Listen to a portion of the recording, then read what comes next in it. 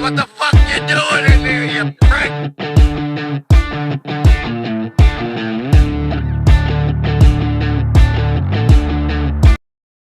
The Snow Killings. Inside the Oakland County Child Killer investigation. Pizzaverse Studios. A Palermo Productions documentary.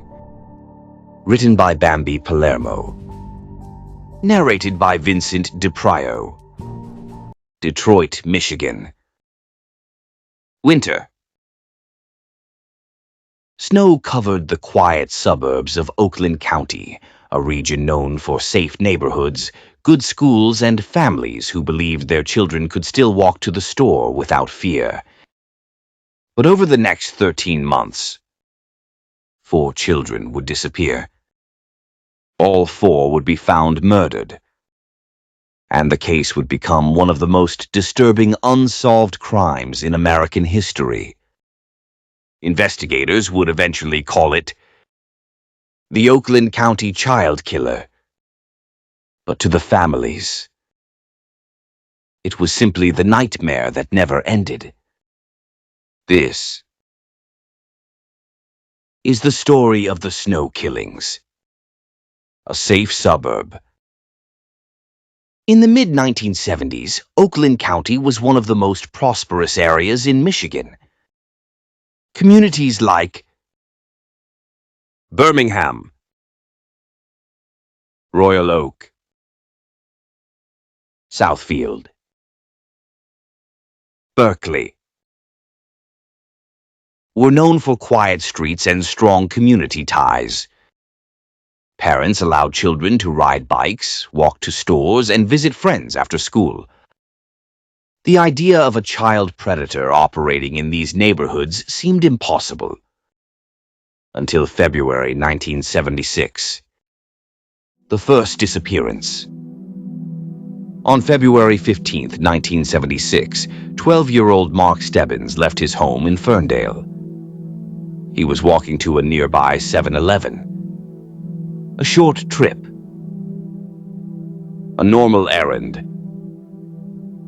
He never came home.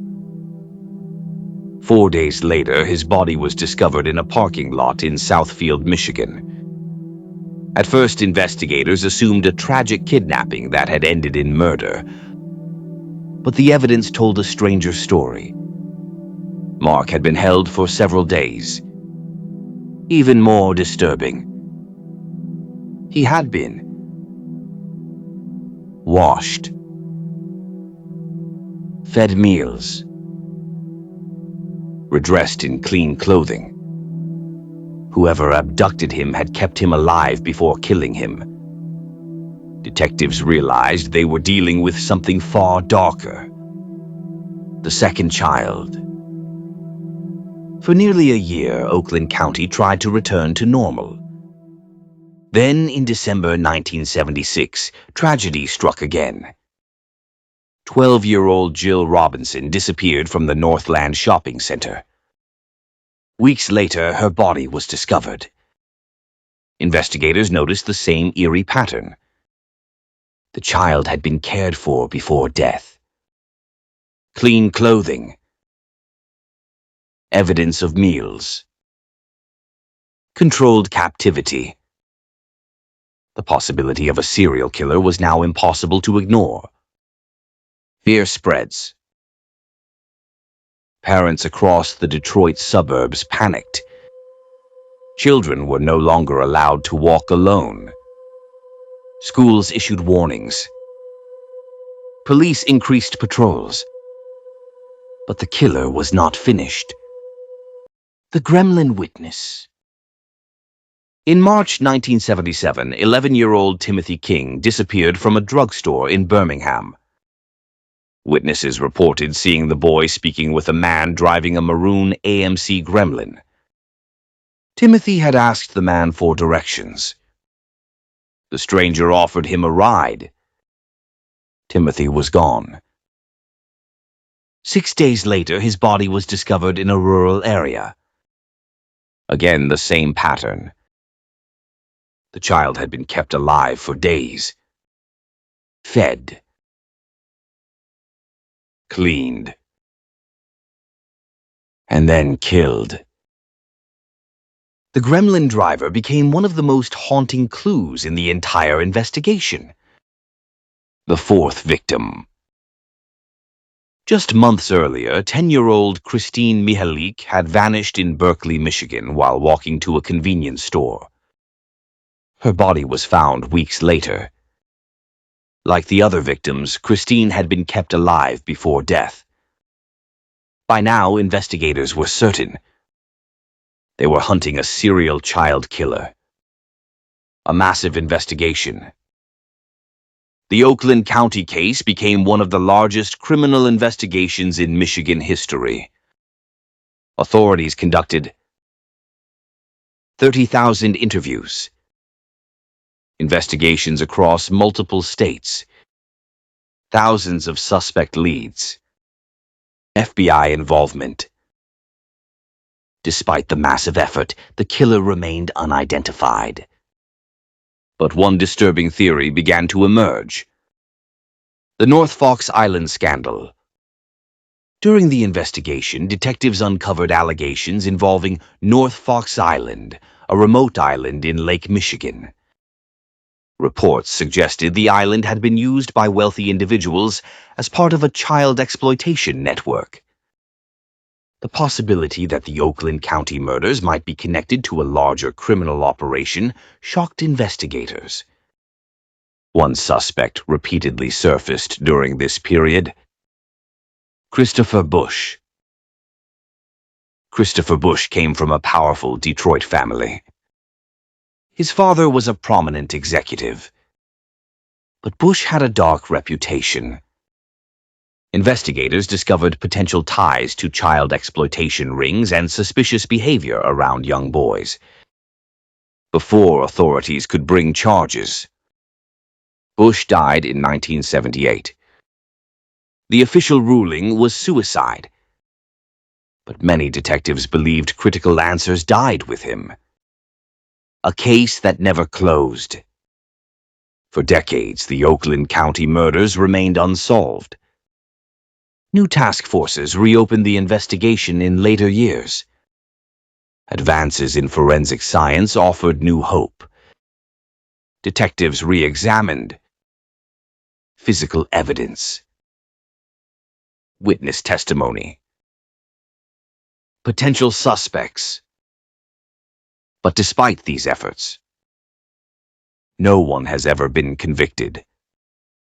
The legacy.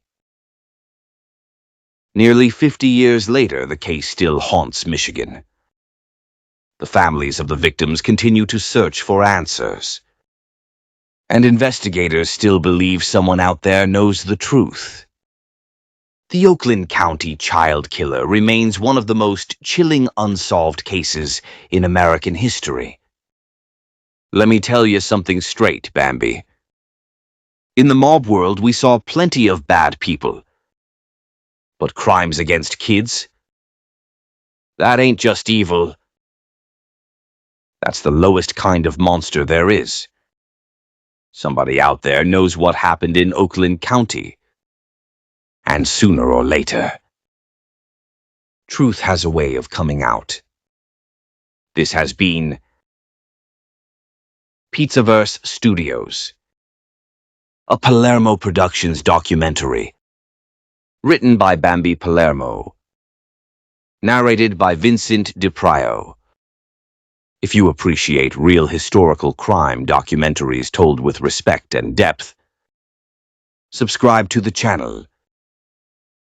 Because here in the Pizzaverse, we tell the stories others won't. Thank you for watching. If you found this documentary informative, please support the channel by liking the video and subscribing for more true crime, history, and investigative storytelling. And remember, the truth always matters. Till next time. Eyewitness Police Sketch.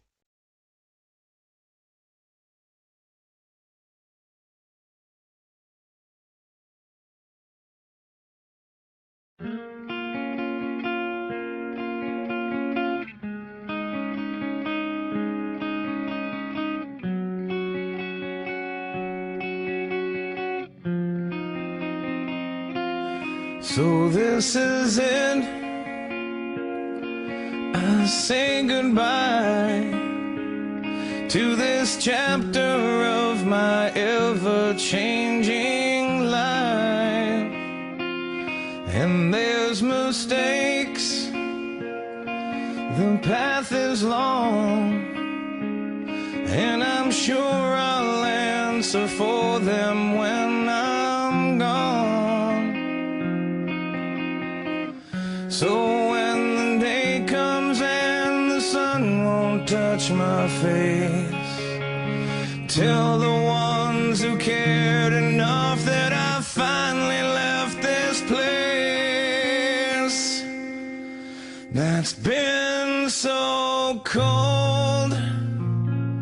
Look in my face, all the stories it will tell I can't erase. The road is long, just one more song, a little something to remind you when I'm gone, when I'm gone.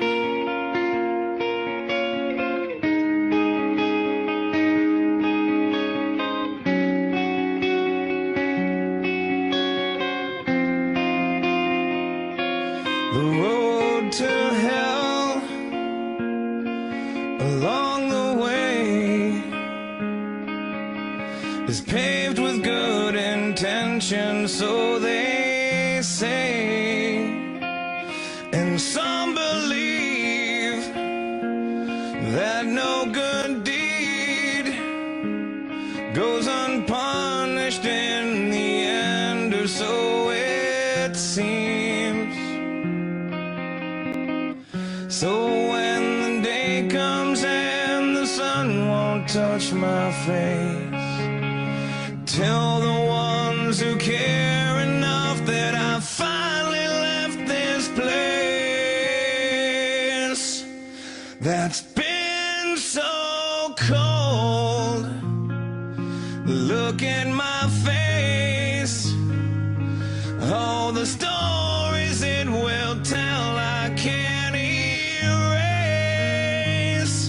The road is long, just one more song, a little something to remind you when I'm gone, when I'm gone.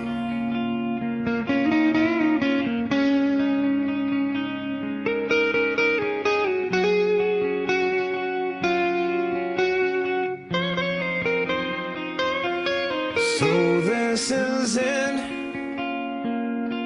I say goodbye to this chapter of my ever-changing life. And there's mistakes, the path was long, and I'm sure I'll answer for them